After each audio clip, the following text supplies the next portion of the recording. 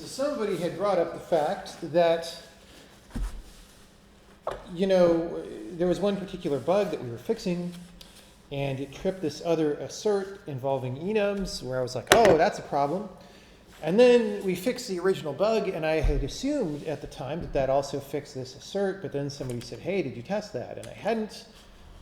So, I mean, this was the code that's triggering the assert, this if false with stuff inside it. And when I do that, I'm getting this assertion that these declarations inside the enum finish compiling, but they're not officially getting added. They're not officially getting registered with the enum, so the enum doesn't know how many values it has. This num members completed is 0. And am I actually using that? Let's check that. Because we used to use it to set the max value.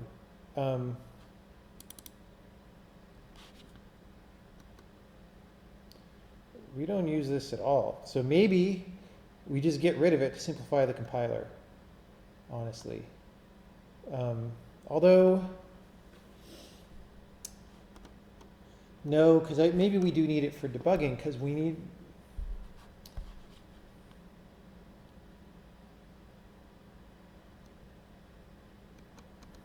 We're not using the actual value, but we're using it to debug the fact that we did get everybody. That's the only function that this has right now.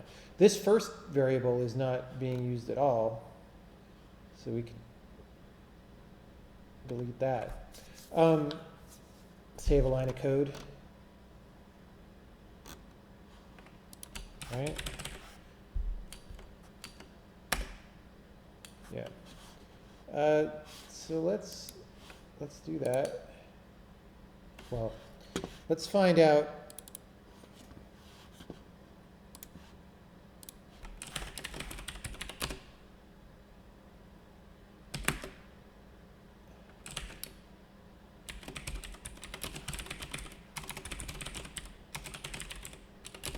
So these are two numbers that are going to be useful.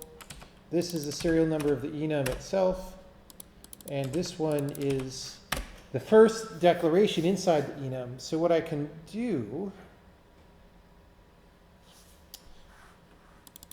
is I can track what happens when we infer this declaration. So I'm going to delete this just to get rid of that, and I'm going to say infer types as declaration. No, okay. There wasn't an overload for that, which means I handle it in the switch here. Oh no, there is an overload for that. Visual Studio, go to the... Okay. Did those used to be listed in the opposite order? I don't even know. All right, so conditions.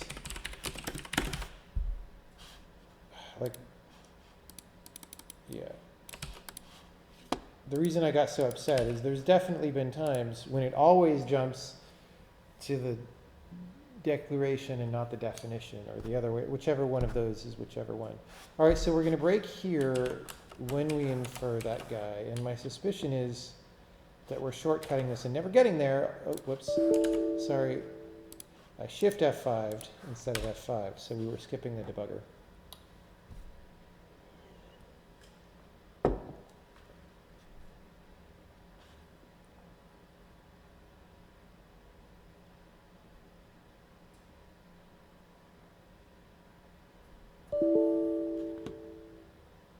Okay.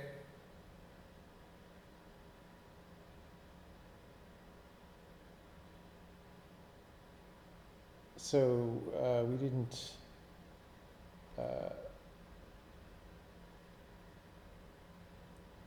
didn't get there.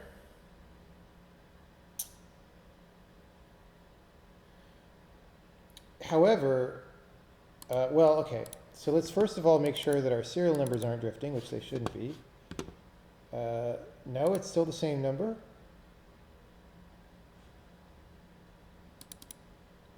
The type should be declaration, yeah. So let's look at this. and make sure that it's actually out of the pipeline. It's queued. It's out, and its flags are 0, which means it hasn't been dequeued. So this declaration did finish compiling. The expression has an inferred type that's set. So it's being set without going through here, which means we're shortcutting it somewhere. And then I forgot, in the case that you shortcut things, that they maybe need to get right asserted in enum or something.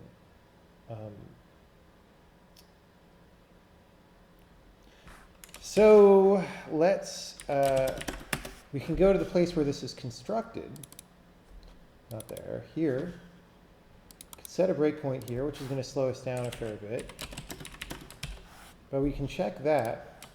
And then, once we get the breakpoint when that node is constructed, I can set a data breakpoint on its inferred type slot, and I can see who's filling it out.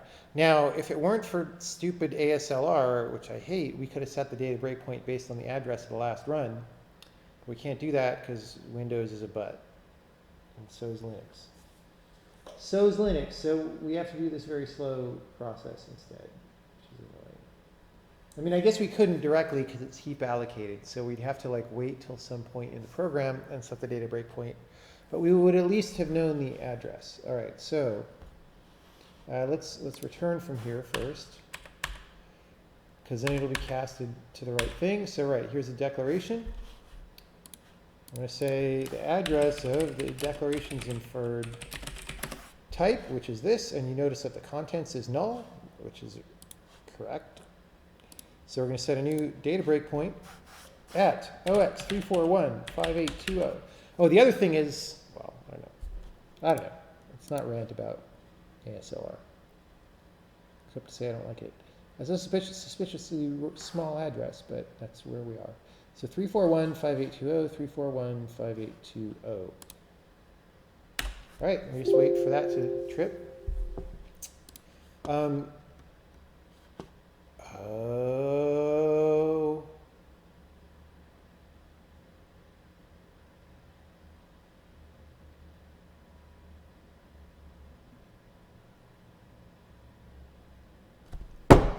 Okay, what's happening here?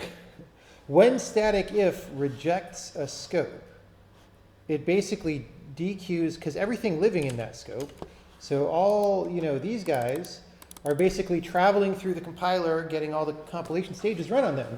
But then, this says, oh, get rid of these guys, throw them on the floor. When it throws them on the floor,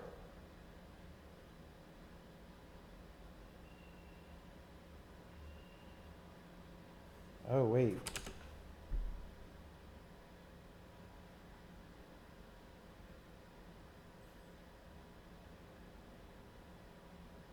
Yeah, I mean, so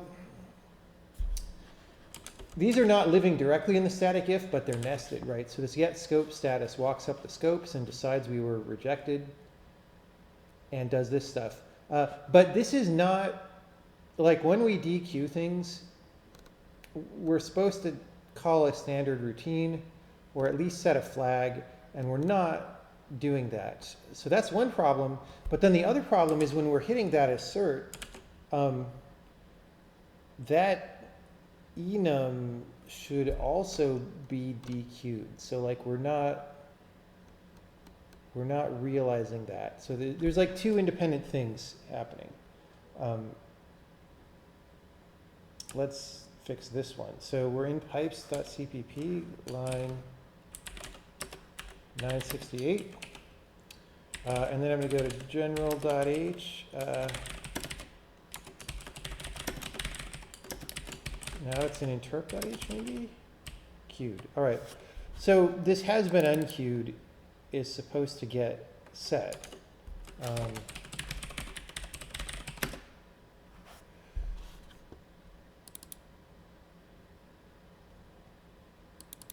Which also might be, remember one of the symptoms back when stuff was going wrong was people were like sleeping on these. And we were like, why is that happening? Well, you're not supposed to sleep on somebody who's DQ'd. So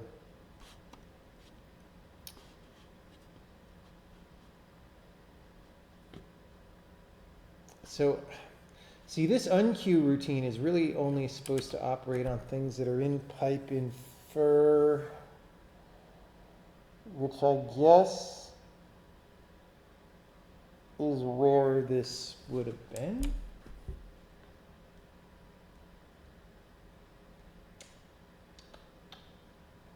Probably.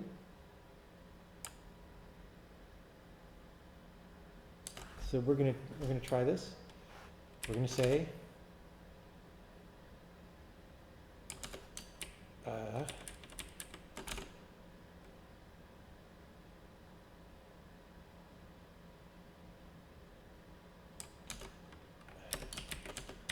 unqueue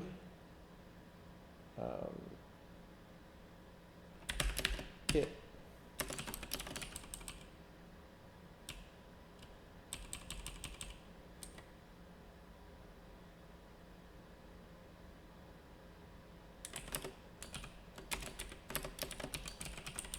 Well, we're going to just do that instead of these three things.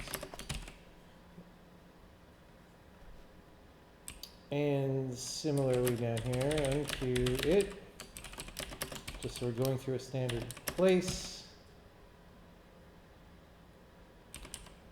We're going to see if that fixes anything. It may not, because like I said, the enum also is supposed to oh, we don't.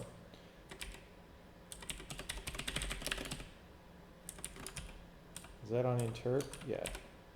It's interp arrow unqueue.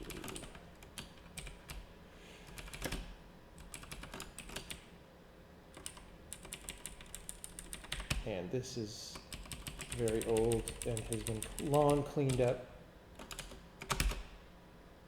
All right. See what happens.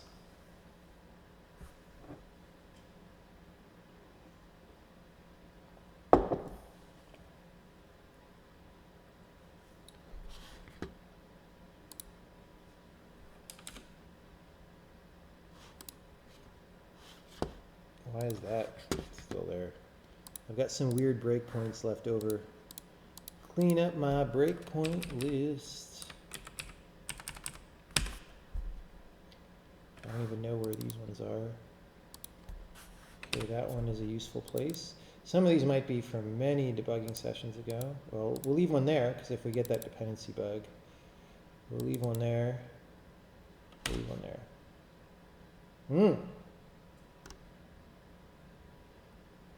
So we are getting a dependency problem.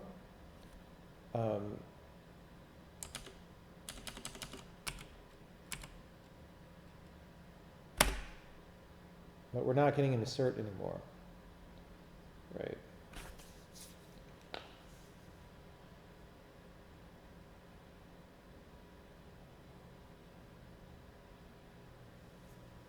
So it's again depending on things.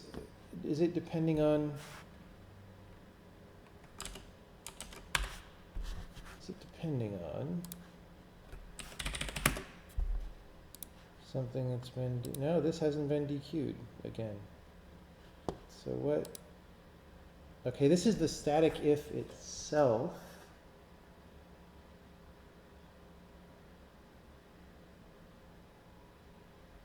Why is it depending on the static if?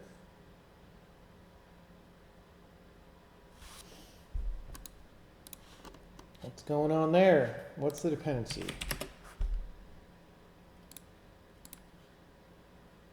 Pipe flags 8. Line 507 of parser.cpp. So this tells me where it was added.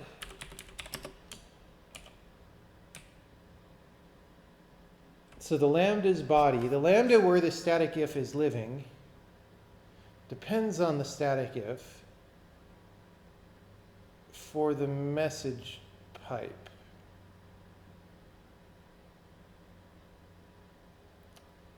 So which means, but this guy passed the message pipe, so what the hell? This is, probably do, like, so this guy, what's happening is this guy's waiting on these other guys, but he shouldn't be waiting. So why is he waiting? Why is he waiting?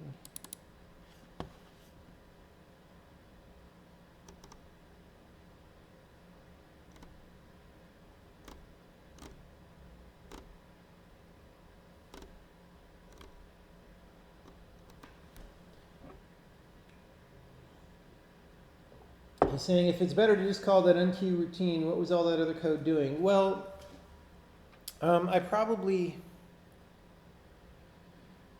so unqueue was only really used before in like one specific case, so I probably just didn't think of it when I wrote those routines for static if. I mean, that just happens sometimes. Like unqueuing is not a super standard thing that happens yet. Like, the compiler's in development and I'm figuring out how things should go, and the unqueue was added at some point, and I sort of thought maybe that's how things should go generally. And as time goes on more, I'm like, yeah, I like that abstraction of things. So, it's just in code that's in progress. Things are not necessarily established sometimes, and that's sort of what that was. And or me just making a mistake in not thinking of it, depending on what order I did those things in.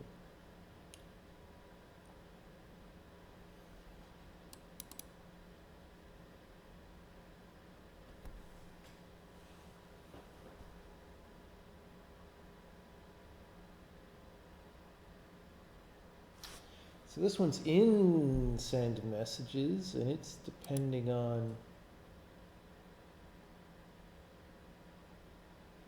oh, that's the lambda. That's the lambda.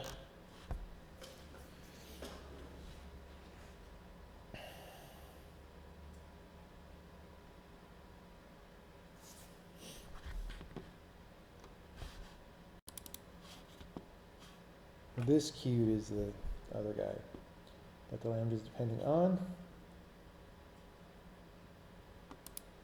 And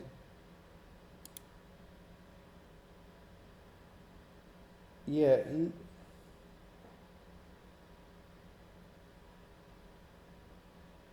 I don't understand.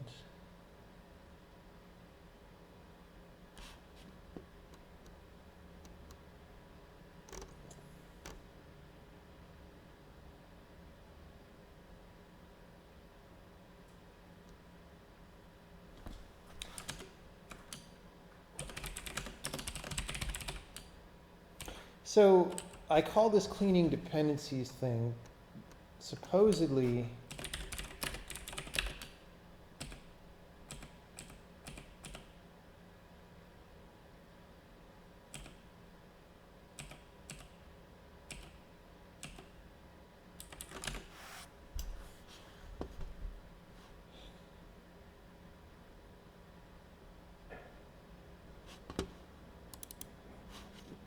see how it got here. So this is the message pipe.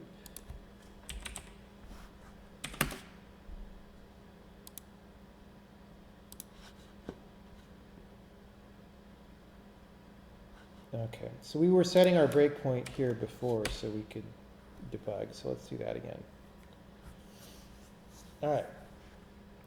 So let's see what our problem is. How many dependencies do we have? 81. But many of them may be for later pipes.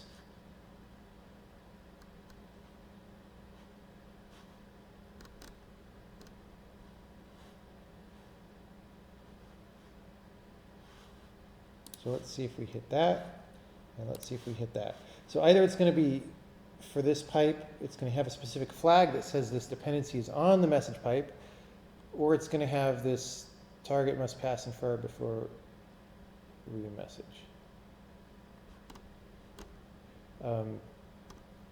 And this is that thing, that unqueued flag that I just made sure we hit, right? If the dependencies target ever has that, then we just clear the flag, so we have no dependency. That's why I was saying we should set that flag. All right. So the dependency has this newfangled thing that I added in the last debug session.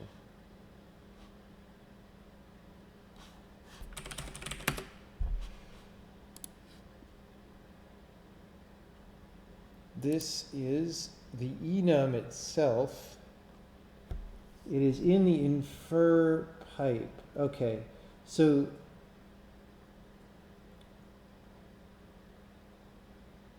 this guy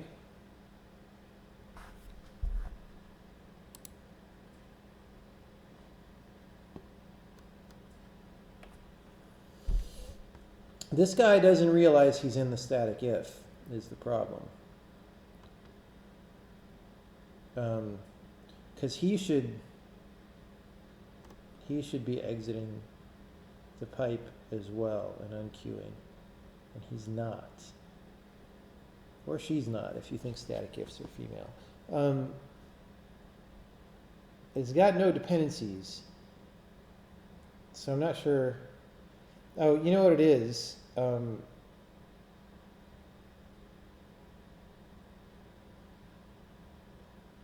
we'll see.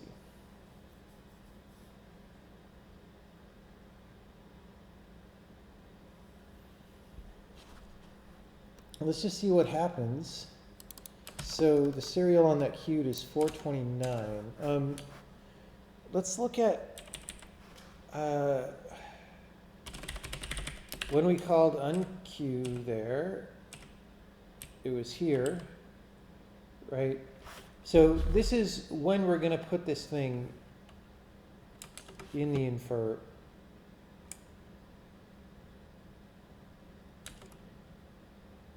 We're going to kick off an infer job on this guy. Before we do that,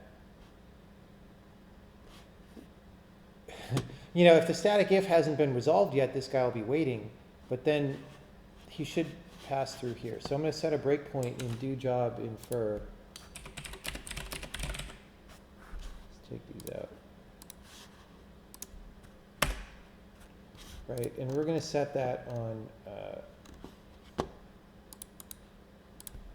QS is equal to 429 and restart.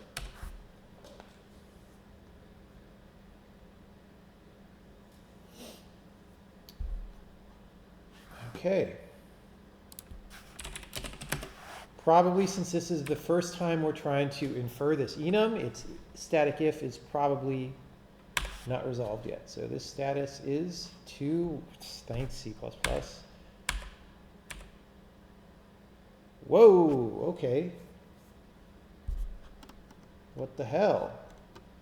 Maybe we have the wrong it expression file. Let's make sure we're talking about the right thing. First, 609. Oh, this is, okay.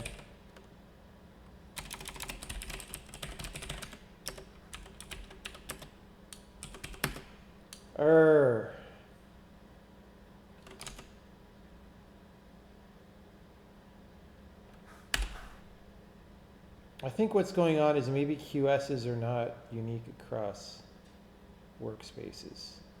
Yeah. So the problem there was we had a 429 in our meta program, but now this is the 429 in the main program. So that's just serial number 429. It's at line 279 of main, so let's check that. Yes, so that's the enum that we care about. So now let's check the scope status. It's 2 again. So it thinks it should go. Let's see why.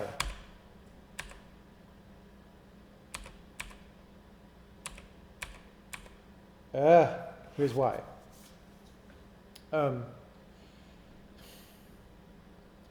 In general, in the syntax tree, the way that things are, when you're nested inside a parent scope, you don't have an upward pointer to that scope. Maybe it would be a good idea to have that. We don't currently have that. So I guess the consequence is anything that can be queued independently needs to have a back pointer to its enclosing scope that's stored in some particular place on that one node, and then this procedure knows how to get it.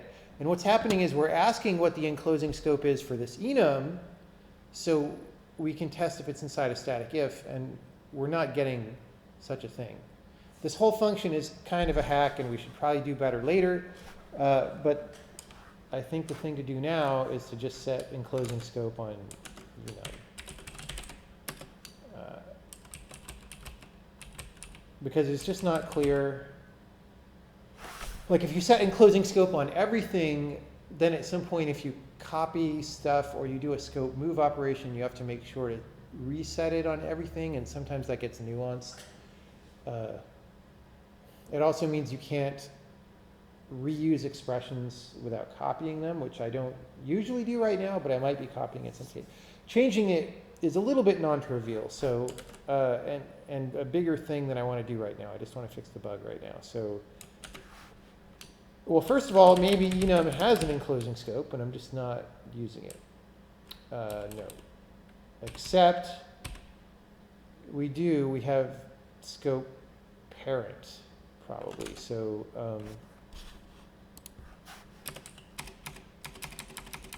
What is it doing with this indentation? Case asked enum return. Well, auto asked enum is static asked enum expression. Return asked enum scope parent.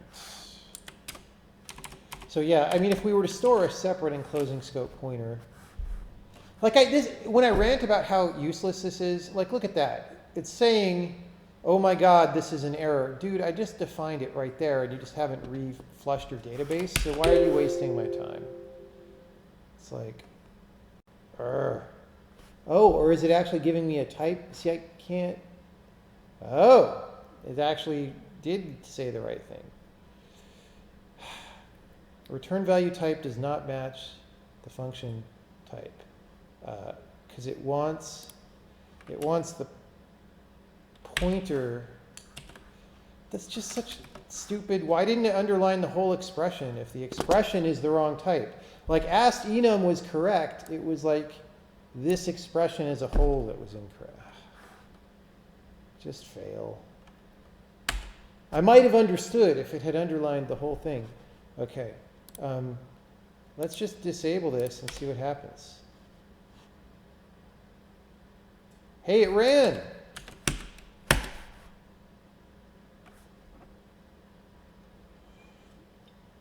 I'd buy that for $1. All right, well, we fixed that assertion problem.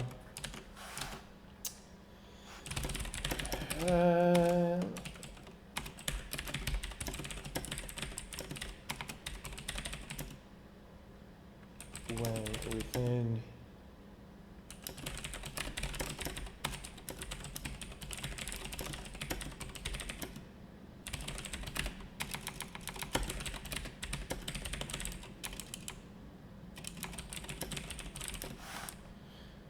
use unqueue in scope rejection instead of ad hoc set.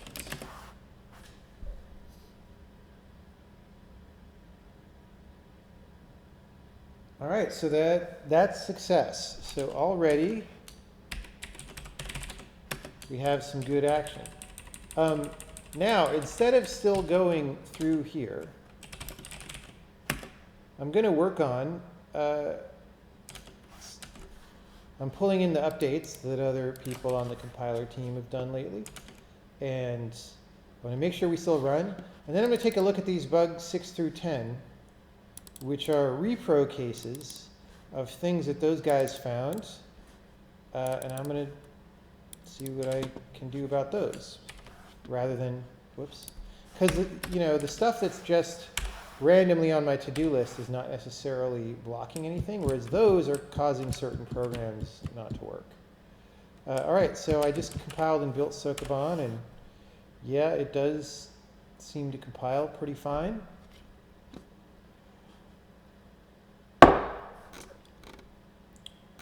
And it seems to run just fine. So let's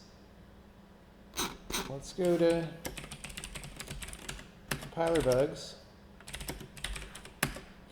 Most of bug 1 through 5 have been fixed. I don't know why we still have them checked in, but whatever.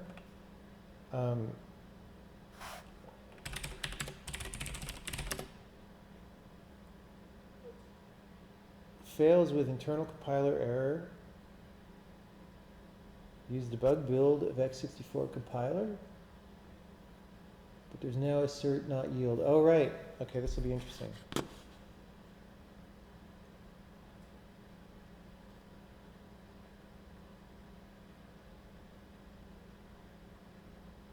Implemented without checking if the array being checked was actually a literal or a variable.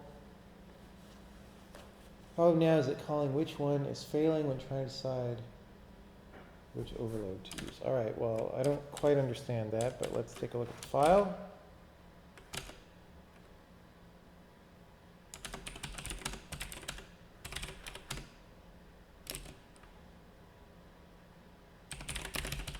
I assume it's in the demo file. Which one?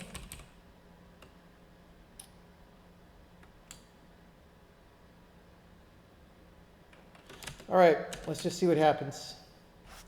Debug builds. Well, let's make the compiler fail on the command line so we know what the arguments are. So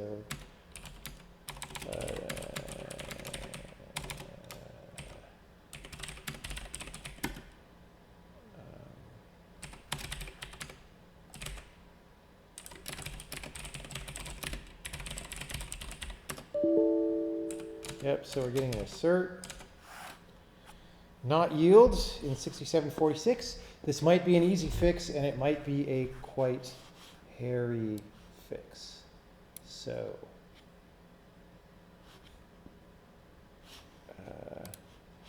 I wish Visual Studio wasn't such a butt about editing command line options. No jobs. No, that's not. We want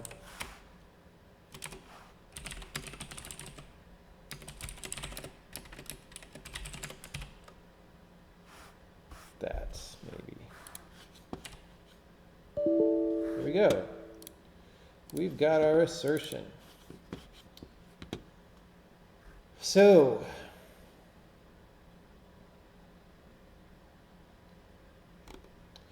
we are attempting to call a procedure. We're trying, okay. Here's what's going on. We've got this procedure, which one? It's overloaded. We're calling different overloads of which one. This was a demo that I previously gave, by the way, that you could see on YouTube. And it used to work, and now it's tripping an assert.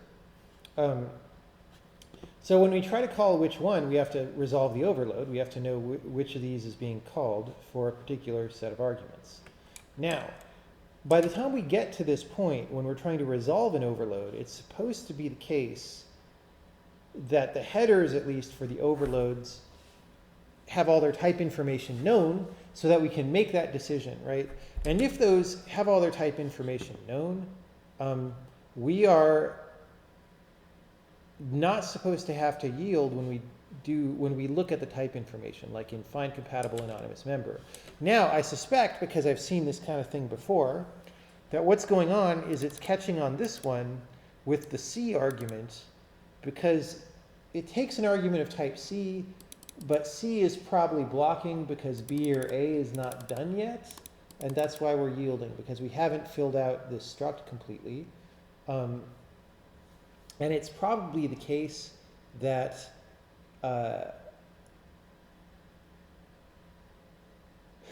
so one of the things that can happen is you can pass in a struct that this other struct is using, and you get an anonymous downcast, kind of like a subclass in C++, but you can't make that comparison to see if that's a valid downcast or upcast or whatever that is, if the type isn't complete, right?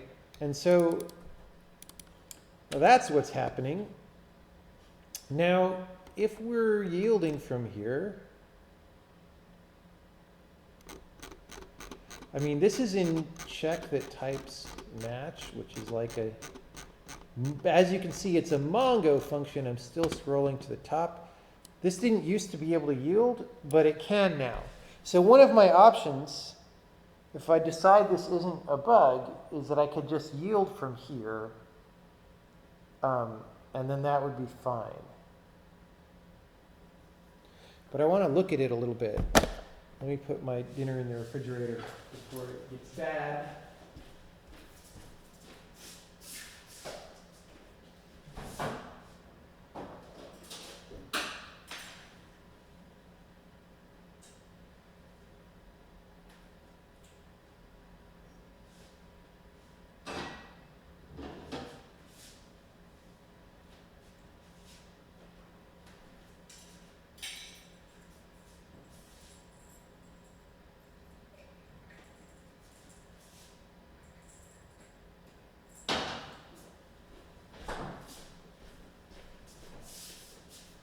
So does anyone have questions about that? What I said, did it make at least 10% sense, what I said?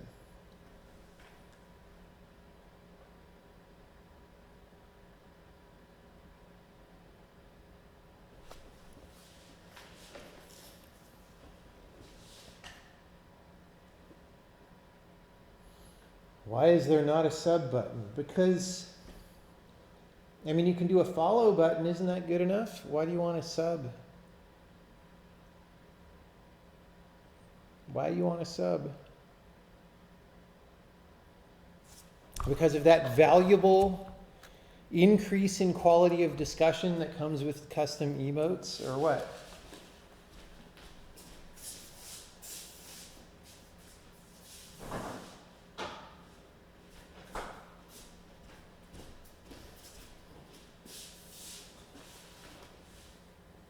Would yielding form a dependency? If so, could it form a circular dependency? Okay, so yielding is sort of the new thing that dependencies used to do everything for, right?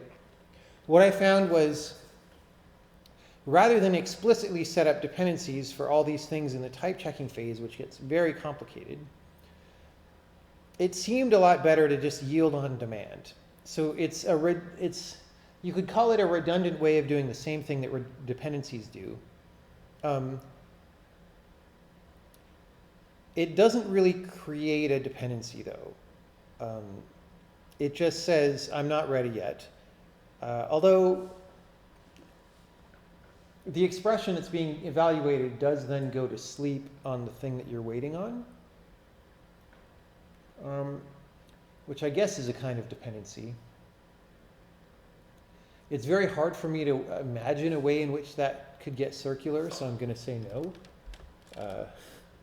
But computers can surprise you sometimes, so we'll see if that ever happens.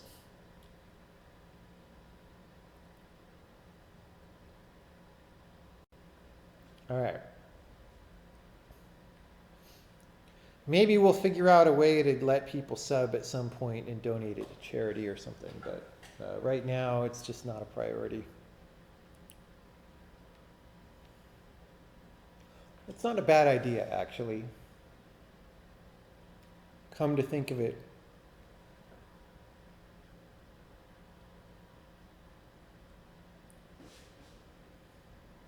Maybe I'll contact a Twitch representative.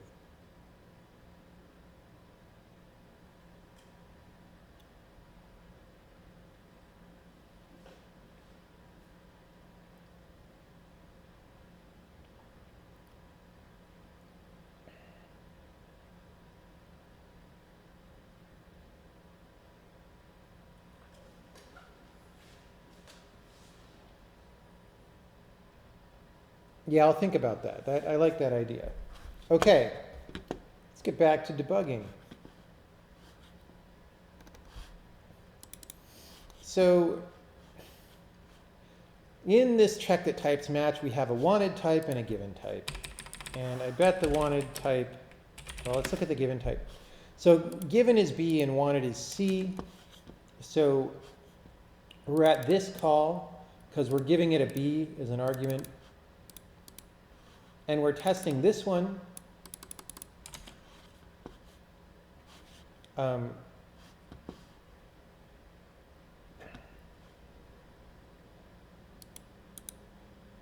I'm just going to put a breakpoint here because like it's not that great to try to recover from an assert.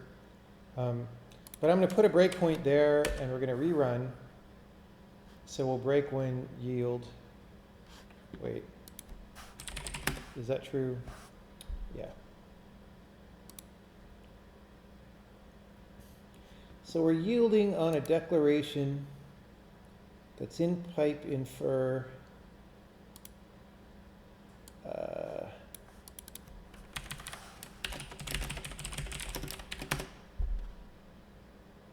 We're waiting on the variable myA.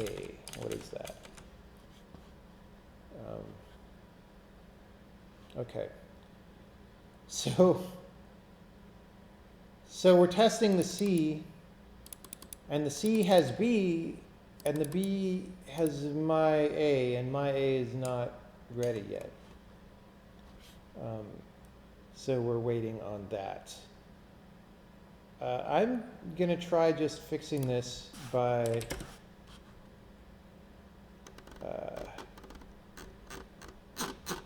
well, instead of declaring a local thing yield, I'm going to say I'm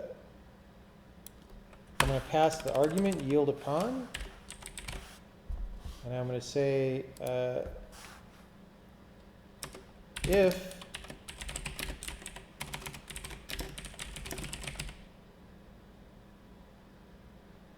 wait, is that right? Let me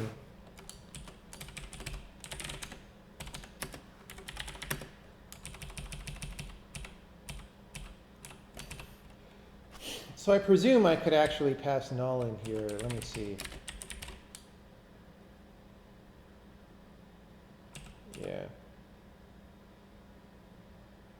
Okay. I'm going to do a more careful thing. I'm going to do what I was doing. I'm going to pass this local thing called yield, because whoever was calling us may not be planning to yield and may not have passed us a yield upon, so we need to assert in that case. So we say if yield, assert yield upon is yield, return false. So that's just a little bit more of a telling us what the problem is. If this assert ever fires, it's that our caller didn't expect to yield. And I forgot to check that while we were debugging. Well, it didn't seem to trip the assert. Hey, look, that works now. So what's the executable called?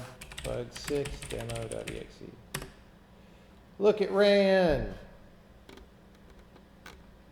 Whoa, that looks bad though. Oh, no. It looks bad because we're not in the right code page. CHCP 65001. Is that the right one? Okay, there we go. It's all good.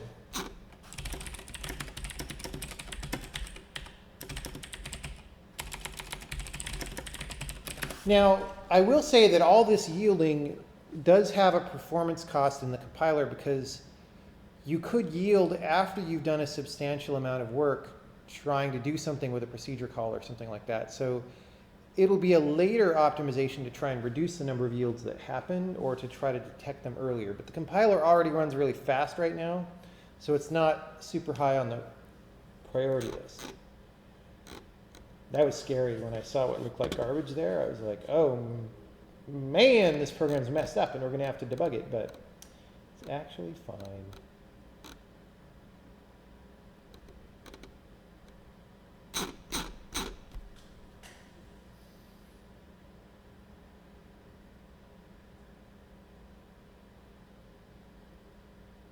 Questions about that?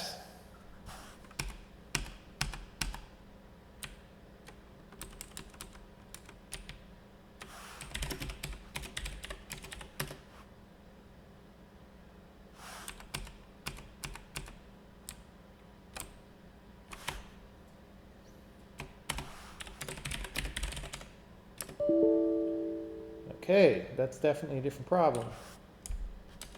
Let me set up this and then I'll look for, I'll answer questions.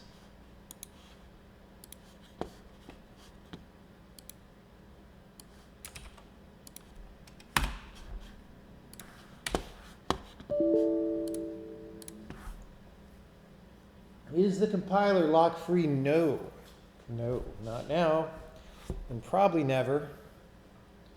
But it's also not as parallelized as it needs to be. Certainly, some of the synchronization will be lock-free in the end, for sure. It's just not right now.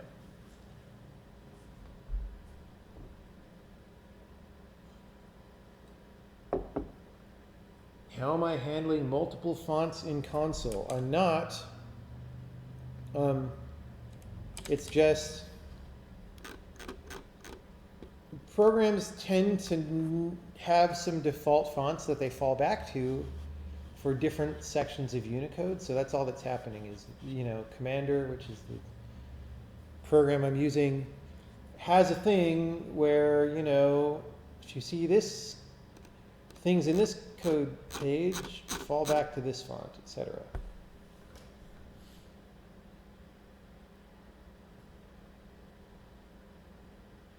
Is this truly the 7th bug found in the compiler? No, the number would be much higher than that.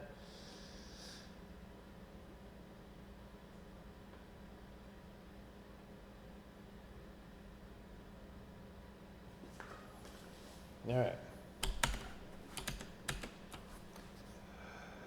Okay, so here we are asserting there's an enum,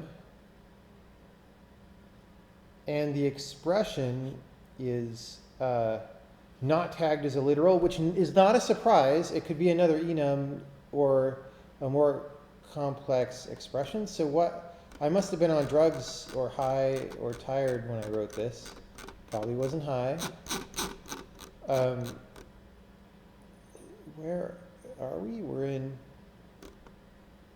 what are we trying to do here? We're just trying to infer the type of the enum. So we're iterating over.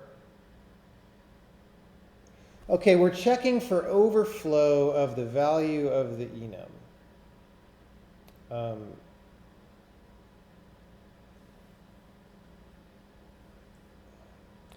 Right, so we're getting the value of the enum, and we're seeing if it survives the so the enum can be declared to be a certain size. So we're getting the numerical value of whatever the member was and saying, does it fit in that number of bits that the enum is declared to be? But this is going to be, if we look it up, it's just going to be an identifier or, maybe an addition expression or something. I don't know, honestly, how this has survived for this long in the compiler. Okay, so we're in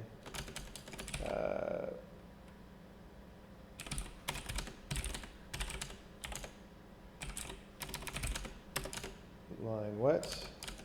I've got so many windows, 398.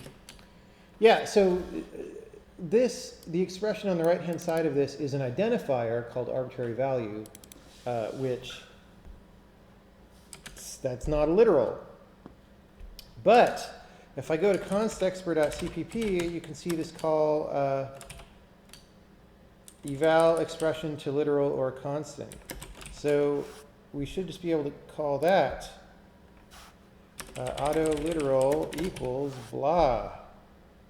Eval expression to literal or constant on interp. We'll say this, although we probably don't need to copy anything. We can copy it. And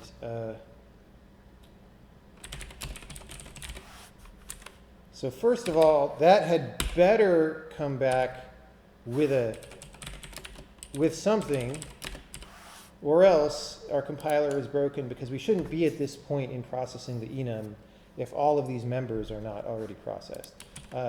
And so we had better have gotten something, and it had better be a literal, because enums have literals.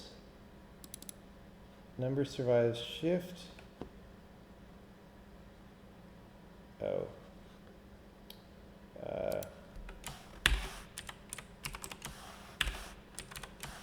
So this returns a general expression, not necessarily a literal, so we're going to say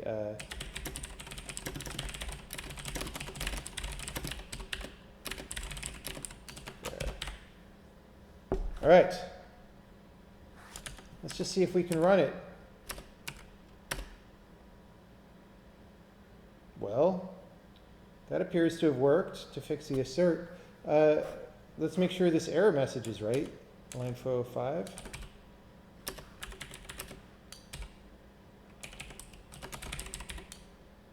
Oh yeah, because this is old code. So now we're just hitting that this demo is out of date, so I'll bring it up to date for these guys.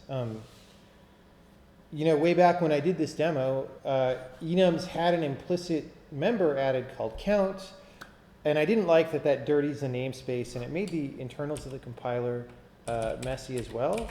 So instead, there's a library that tells you, that does a little bit of metaprogramming stuff.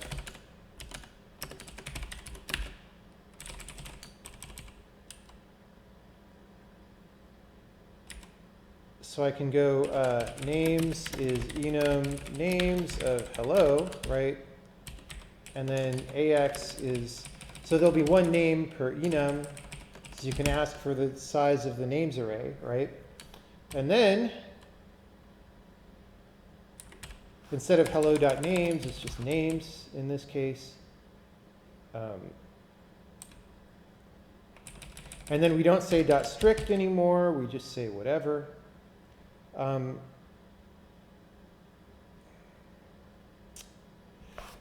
For the values,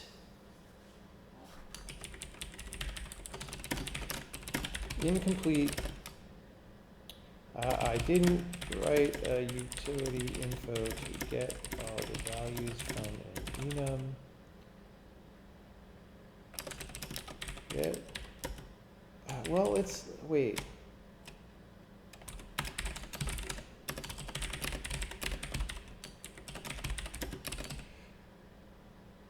Yeah, I don't. Okay, wait. Sorry, I'm looking in the wrong place. Type info enum gives us all the values anyway, right? Is that all enum names does? Yeah.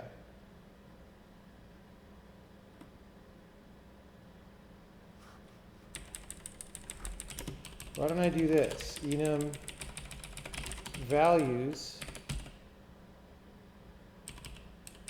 info.values. Let's just go into the type info. That's all. So I'm going to say values is enum values hello. And actually,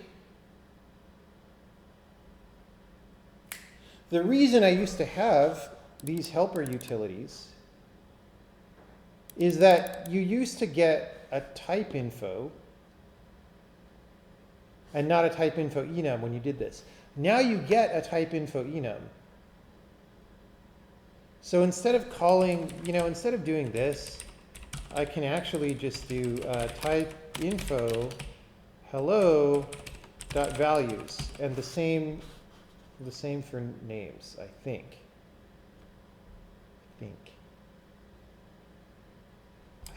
Let's just see.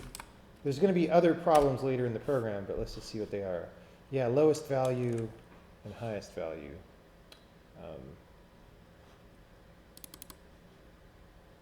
We'll keep highest value. Hellos. You don't usually care about the lowest value, but if you do, you can use the same idea to like scan for it.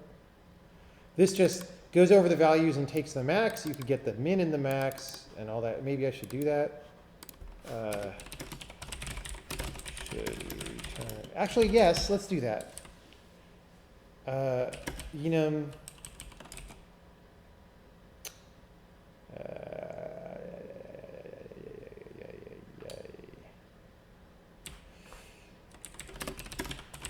Enum deprecate enum highest value for enum value range. Wow, I'm just going to town right now.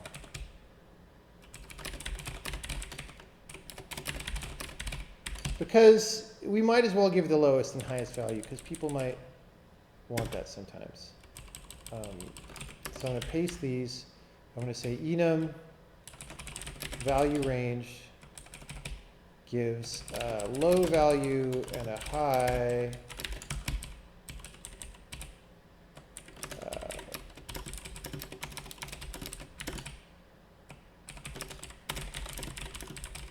all right.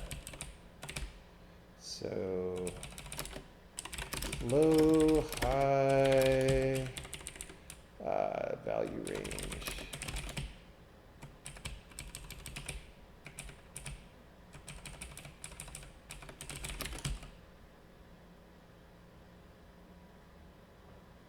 We should just call it enum range.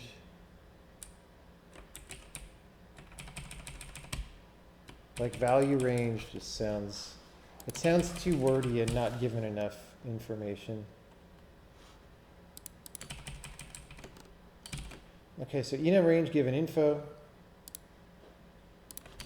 If it's somehow an empty enum, we just return zeros, who cares? We just say that that's undefined, right? I'll just say low and high.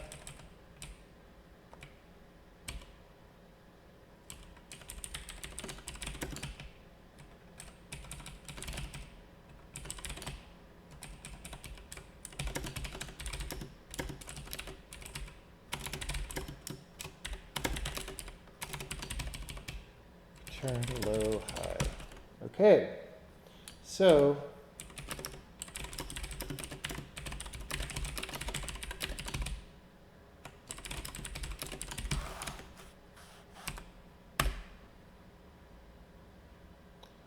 right, it's not hello.values.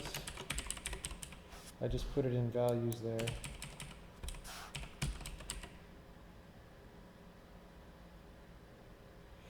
And I don't think there's such a thing as hello.loose anymore. Oh, I guess there is. I haven't gotten rid of loose yet. All right.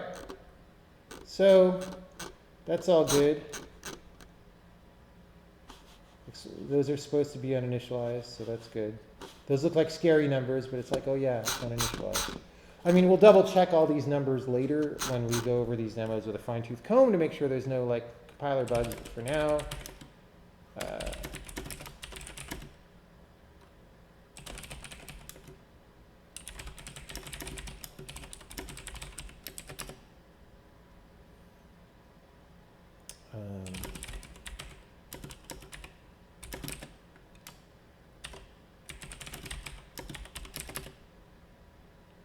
whoops.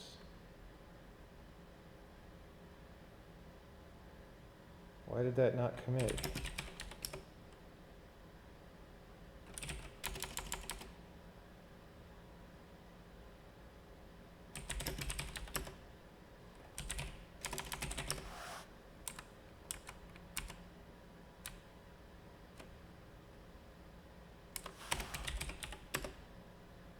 Wait, what?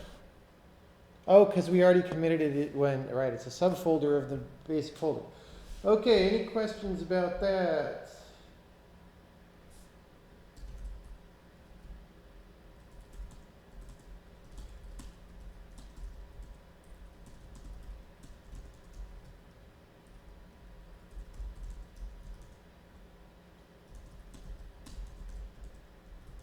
Sending a message to the other guys on the team, letting them know what I did. I also made the Bug 7 demo program work, which involved changing anachronisms about how enums are referred to. About how enum metadata is gotten. See the check-in.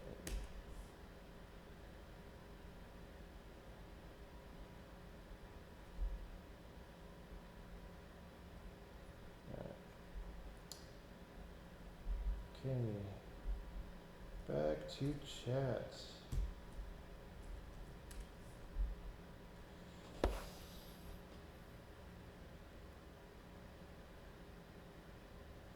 OpenSUSE.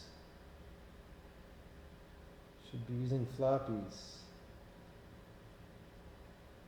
Can we kill off JavaScript with this? No, this language is targeted in a very, very different direction than JavaScript. Not remotely the same problem statement.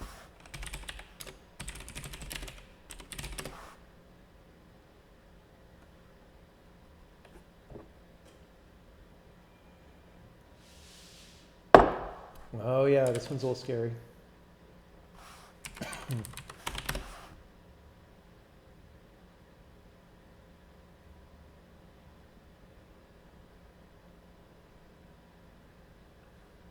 Oh yeah. I think they might have fixed this one, and this is just here for me to code review it.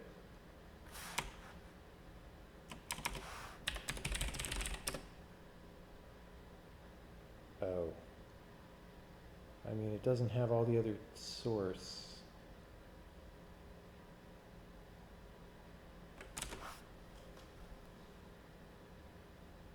I don't know. I have to ask them about this in email.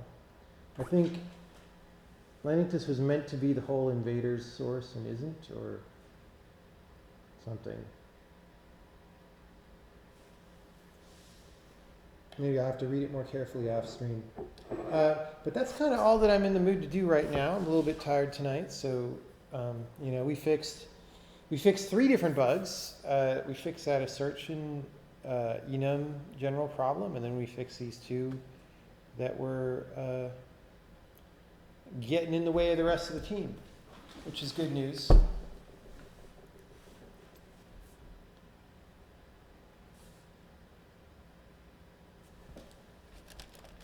Let's see if I can aim my camera down. I want to slouch a little bit.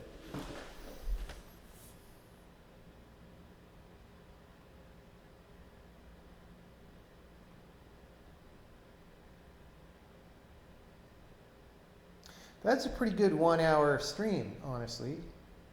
If we fix 3 different bugs, it's not bad. I count that as victory.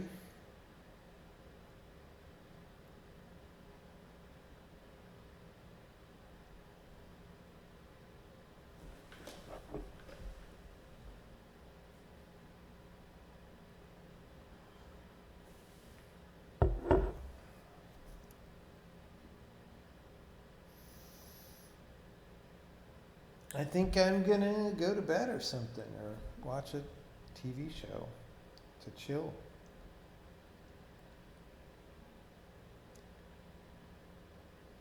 And I can't do that on Twitch or they'll ban me. So that means I have to log out.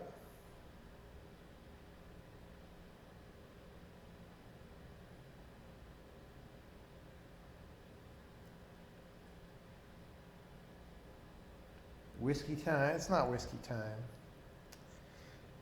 Not whiskey time.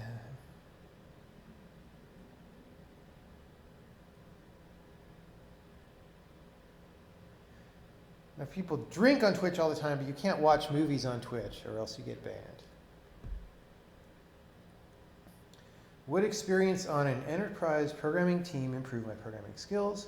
I have a BS in computer science and trying to decide between taking a chill application support job, which would leave me more free time to work on my indie projects, or an enterprise web developer job, programming in Java web technologies. I don't know, man. Both of those don't sound that great, honestly. Um, the problem with a chill application support job is you're probably not developing your skills very well because you're not being pushed, right? And you don't want to think of a job as just a way that you trade your time for money, because that's not good, right? But you're extremely limiting the benefit that you get out of it, right? You don't want to just exchange time for money. You want to, while trading time for money, also get a nonlinear benefit out of it, like increasing your skills tremendously or whatever. And everyone says, oh, you get new skills in a new job or whatever, but that's the degree to which that's true is wildly dependent on the job. And what I've always found is that if you're operating at close to your skill threshold, that's better. And now you are saying, well, it would give me time to work on my own project, and maybe, but I mean, really, like with an 8-hour-a-day job, your side project, it's hard to really get as much juice out of that side project skill-wise to make up for what you're not doing for that 8 hours a day. So there's that. On the other hand, the enterprise developer job also sounds super boring and not at anyone's skill threshold, right? You know, Java is sort of designed to be a boring programming language. Nobody really writes exciting software in Java. Nobody really solves hard problems in Java for the most part. So, you know, I would say keep looking for an alternative job that's much more exciting, right? If you could like somehow go to the equivalent of the old Bell Labs or something where people are solving really interesting cutting edge problems and you get to think really hard about problems and, you know, do new stuff, that's ideal. I'd be looking for something like that.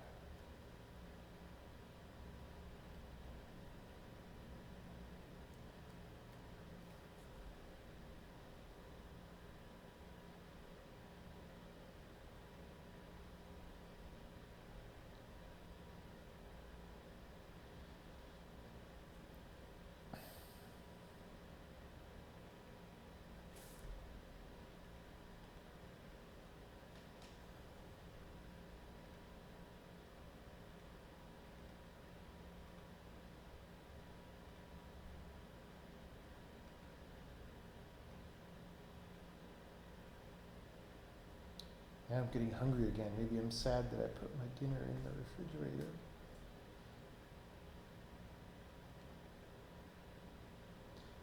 Someone is asking, you previously mentioned that there was going to be a limited release of the compiler. Has that happened? Would you describe its status? No, there has not yet been a limited release. What we're doing right now, with these bugs checked in, for example, that I was attacking, and me working my way through that to-do list, is on the roadmap for a limited release. So we sort of have now, like prior to this week, whenever people ask about a limited release, I'm like, oh, someday, right? So now we actually have a list of things that we plan to do. It's not probably complete, but we have a list of things that we plan to do before doing that release. And we're working our way through that list. So I'm not attaching dates to it yet, but it is actually a more concrete plan than it ever has been. So we'll see what happens there.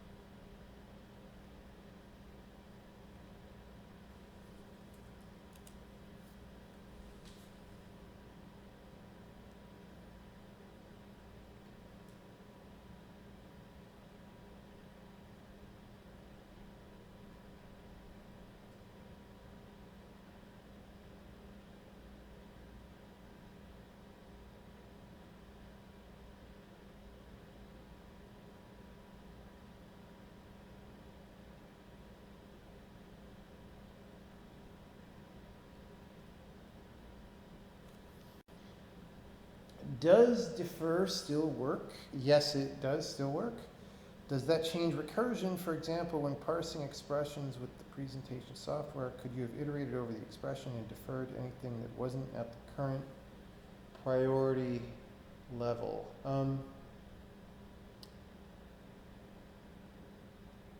I don't think I would have tried to do that way, because I mean, I need to go back and fix some stuff in that parser anyway, so maybe we'll see. We'll consider this when we go back there.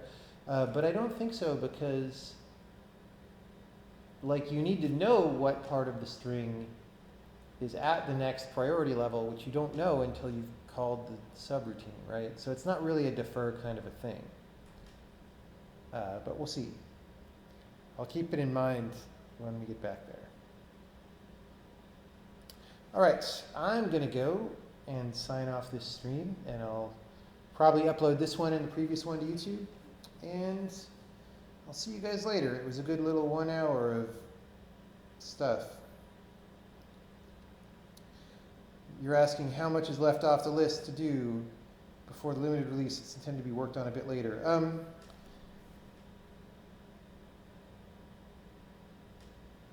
There's definitely some things. It's mostly, for limited release, we're not that worried about exactly what's in the standard library, for example. We just want to provide some stuff, and then we'll get people's opinions about what the library should be like, and then sort of integrate that, We're not going to be that, the sample code will be whatever it is at limited release time, whatever's available. And then for the full release, we'll have real, documented applications and stuff like that. So yeah, see you guys later. I'll be